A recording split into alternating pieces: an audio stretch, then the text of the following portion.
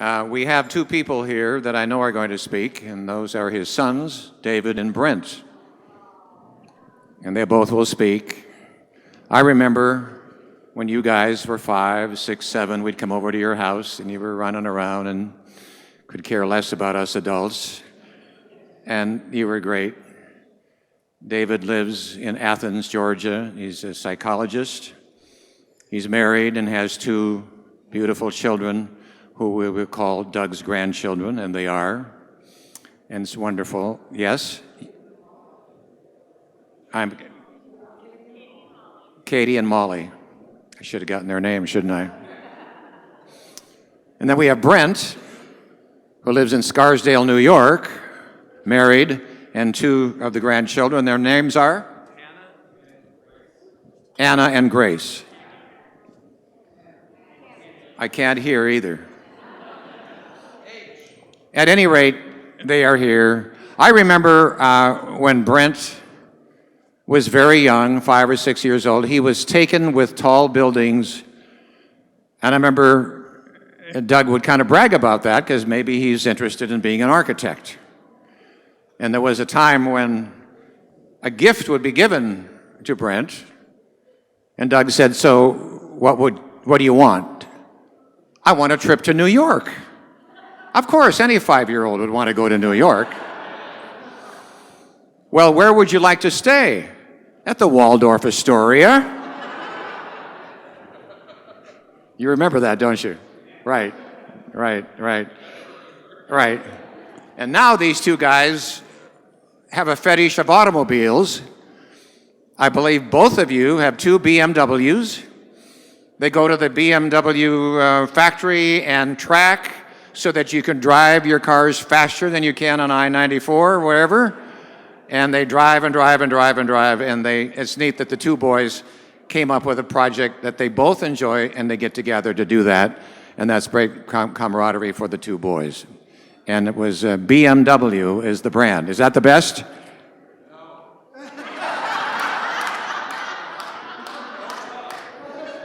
So what's your brand? Porsche. Oh, this is a Porsche. I love it. Right. Any Kia lovers out there? At any rate, David, you're the oldest. I'm going to invite you up to the stage, and both of you come up at the same time, and then and talk about your father. So come on up here. So, hello everybody. It's good to see you. There are some very friendly faces here, and some people that Brent and I probably don't know. But it's overwhelming to be Doug Campbell's son and to see all of you here in love of him and support of him, and we could not be prouder to be your kids. I am notoriously a very emotional person. I'm going to really try to get through this thing. I'm going to do it quick, okay? So there are a lot of things to say about this guy. You all know about his ability with design. We grew up with it. A little bit of it was infused in us, but I can't even begin to describe the talent and the pride we have in that talent and how I can't replicate it. I don't know whether you can, but I certainly can't. And a funny thing about that, being the son of this particular designer, is we had a really beautiful house growing up. It was often in a state of improvement. And part of that was because we would sometimes come home from school and furniture would be gone, just gone out of the house. And we would ask later, where did the sofa go? Where did that painting go? And Dad had a client who needed just that piece. And so sometimes we didn't know where our furniture went, but that was okay. It was all right. But that was certainly something, being his kid. I think Carolyn mentioned earlier, he is notoriously frugal, but my gosh, we had everything. Everything we could ever want. We had a beautiful home, and he took us all over this country. We ended up then leaving because we knew how much he valued us seeing the world and going other places. And we love Tulsa, and I think we both miss Tulsa a lot. But thank him so much for showing us all these other places in the world to be and to love. And that is something that I know we both really value. I'll let you say a couple of things. Okay. Yeah, I might say more. Okay. I don't think I've had this many eyes looking at me ever. How many people do you know that have 350 plus of your best friends come to a big party? I don't know anybody else. So anyway.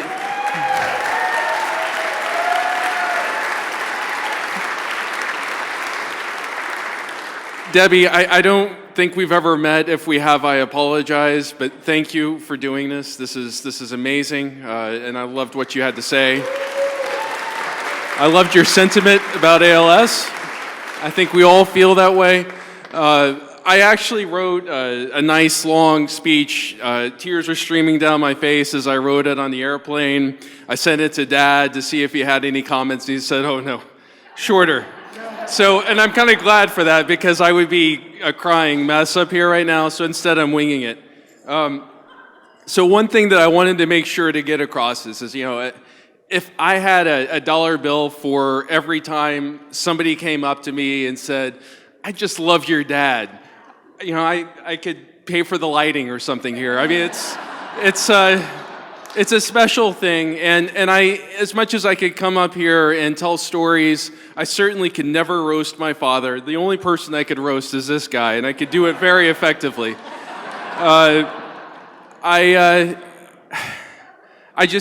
couldn't do that.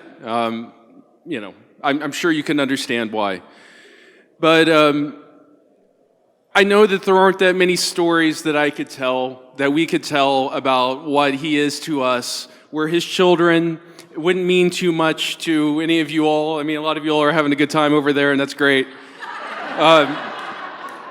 But I do want to know, I mean, it's just amazing to me to see all of you here and to see, first of all, I kind of get it. I understand the talent that this man has. I feel like I grew up at Philbrook. We were always called the slaves. I don't know if you all know that, but we were employed, employed is a generous way of saying it. We were expected to come and do things. But we love this place, and Dad loves this place, as Chris did such a great job of laying out. He has made a huge impact on this city. No doubt he has befriended a great many of people here, and he means a great deal to all of you, or else you wouldn't be here tonight. So thank you for being here. Thank you for loving him. I'm so glad that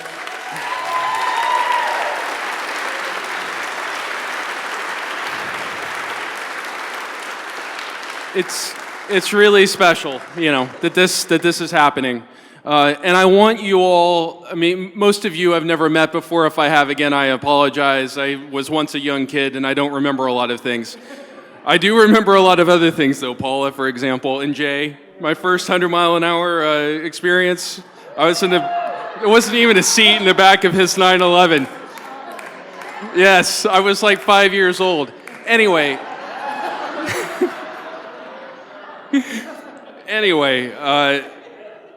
I want you to come up. I understand I have a date with Harry Crampton here pretty soon. He's going to tell me some stories. Please tell me anything that, come up to me after this and talk to me, because I want to know. I want to know, why he's so special to you. I want to be able to tell stories to my kids. My kids love the man. I want to be able to share some of these stories. So please, tell my brother. We want to tell our kids. We want to keep his story going for many, many years.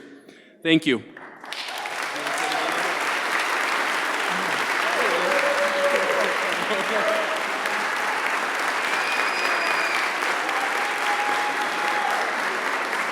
Isn't it neat that we're here at an evening that we're always going to remember?